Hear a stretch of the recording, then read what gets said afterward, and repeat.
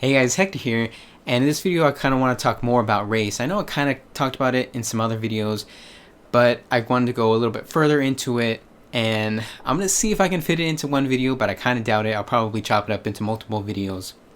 So let's just go. So first, before I really get started, I want to say, so in the US, we kind of have a few words or phrases or whatever to describe certain racial things. So if your family like came from a different country and came in the US and your family is only of that origin or whatever, let's say you come from India, your parents are Indian, you're Indian, people will usually say something like you're full-blooded Indian. But if you have two parents from two different countries or two different totally different backgrounds like me, well, my dad came from Mexico. My mom and her family has been in the U.S. for, I don't know, a couple generations, and then they have a bunch of different races and backgrounds that way. So since I have multiple races or ethnicities, we would usually just say I'm mixed, or some people might say multicultural, or some people might say multiracial. I usually just say mixed, and then other people are full-blooded. And actually, quick side story, I guess. When I was younger, I thought since it was like so, I don't know if you want to say late, it was in the 1990s. I just figured the United States has people from all over the world. It's just impossible for other people to be full-blooded. I just figured everybody had it to be mixed at least some bit, at least, their parents would have gone together and then made a mixed kid like me. That's just what I thought. And I remember kind of having a sort of I don't know if you want to call it an argument, but I was talking with this kid on this school ground. It must have been like 4th, 5th grade.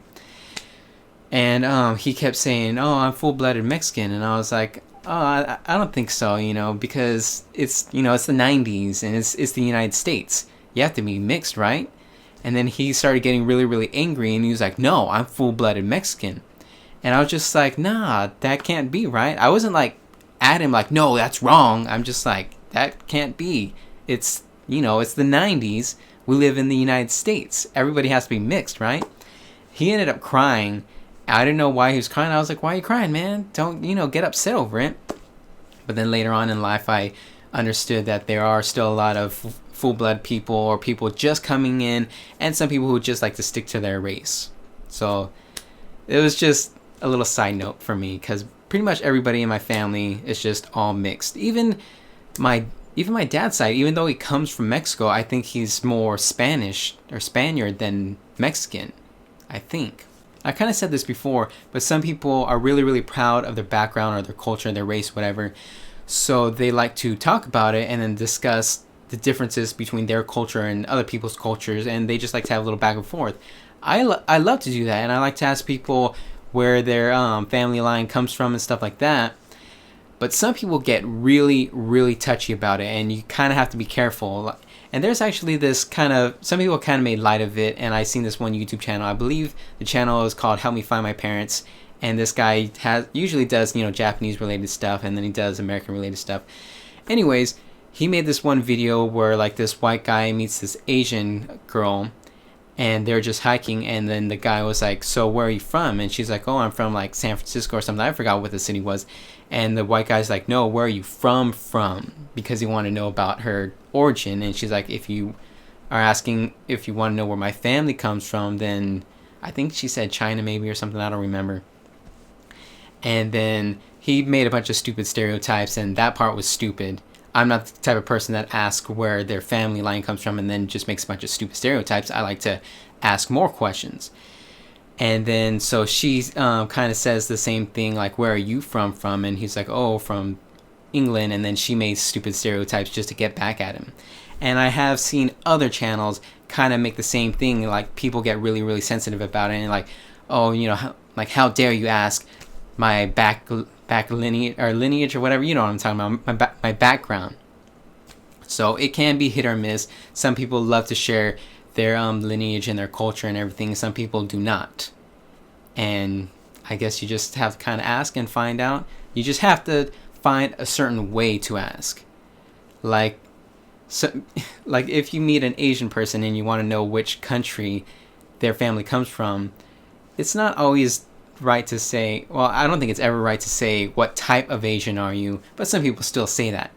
And I know I have said that before, but I've even said something like, what type of white are you?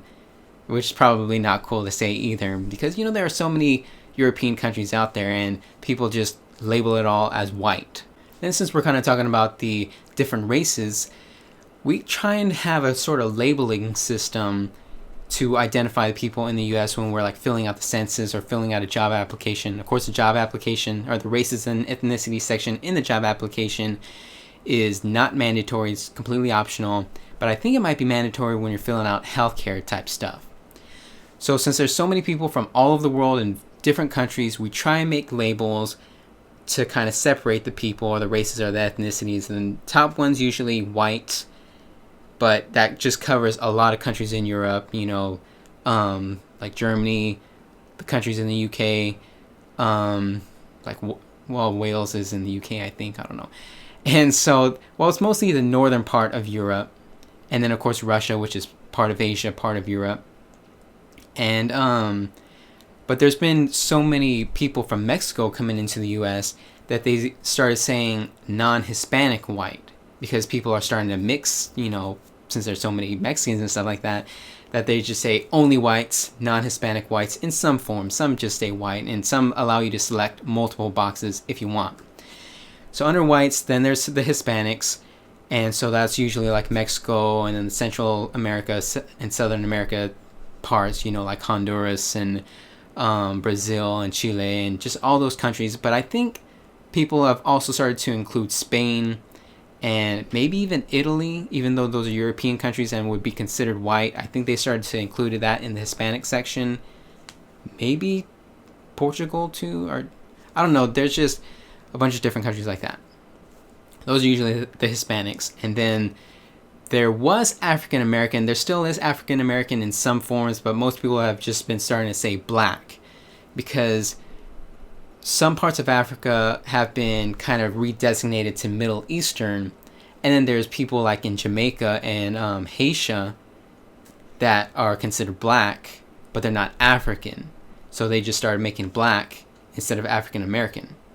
And then Middle Eastern is sort of Northern Africa, like Egypt and stuff, and then it's kind of part of, I think Turkey's in Europe, right? So Turkey's usually considered Middle Eastern, and then there's like Saudi Arabia and Afghanistan, Iraq, Iran, India, that's all considered Middle Eastern.